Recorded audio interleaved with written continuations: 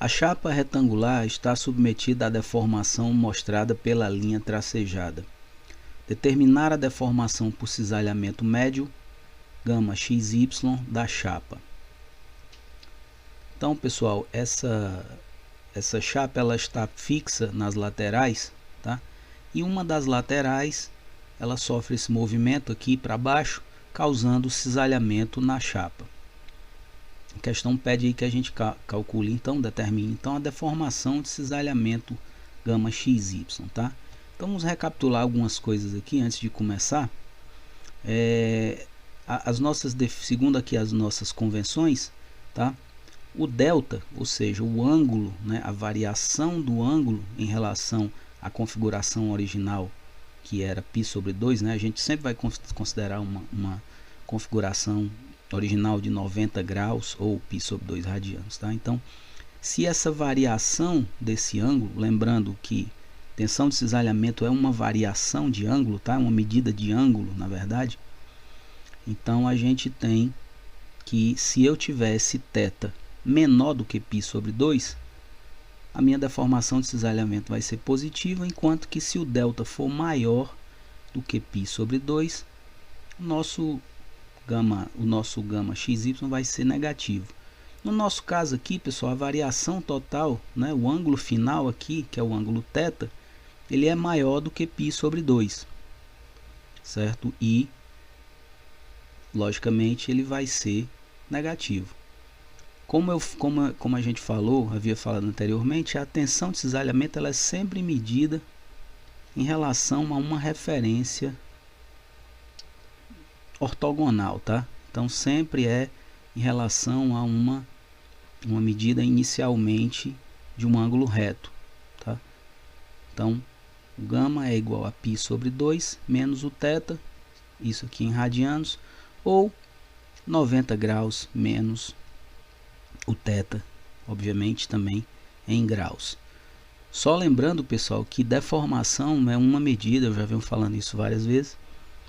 Deformação é uma entidade adimensional, tá? Se você usar graus é uma dimensão, tá? Então você tem que sempre, obrigatoriamente, trabalhar, né? Nem que você opere a questão em graus, no final você vai ter sempre que converter para radianos, tá? Deformação, você nunca vai dar deformação em graus, tá? Sempre em radiano, porque radiano é uma medida adimensional, não tem dimensão, tá? Então vamos lá. Eu tinha originalmente, tá? Nós estamos fazendo aqui, lembrando que nós estamos fazendo em relação ao eixo de coordenadas aqui x, y, né? Eu tinha originalmente um ângulo reto, tá? A placa era retangular, e eu tinha esse ângulo reto e o ângulo, né? Uma das laterais se moveu para baixo, e eu findei com um ângulo θ aqui total, tá? Né? Que é maior do que π/2, maior do que 90 graus. Mas eu posso considerar, pessoal, para facilitar aqui em termos de cálculo, eu posso considerar que esse ângulo θ é 90 mais esse ângulo θ', tá? Por quê? 90, né, é fácil de trabalhar, e esse θ' eu já tenho as dimensões aqui, tá? 3, né? Ele desceu aqui 3 milímetros na direção Y e manteve aqui com essa distância de 150 milímetros na direção X, né? Como nós falamos, pessoal, o ângulo θ, né? Isso é válido para todos os ângulos até por volta aí de 15 graus, tá? O valor nominal do ângulo, ele é muito próximo, tá? Ele é aproximado da tangente desse ângulo, né? Se esse ângulo, obviamente, se for um ângulo muito pequeno, que é uma das premissas aqui desse capítulo, né? Nós vamos sempre trabalhar com pequenas deformações, tá? Pequenas rotações. Então, para calcular esse ângulo, eu preciso calcular a tangente, né? Sabendo que os dois são nominalmente iguais, eu tenho que a tangente desse triângulo aqui, se a gente considerar assim, seria cateto oposto, que é 3/150, tá? Então vamos lá.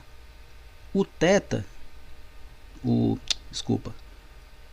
gama, tá?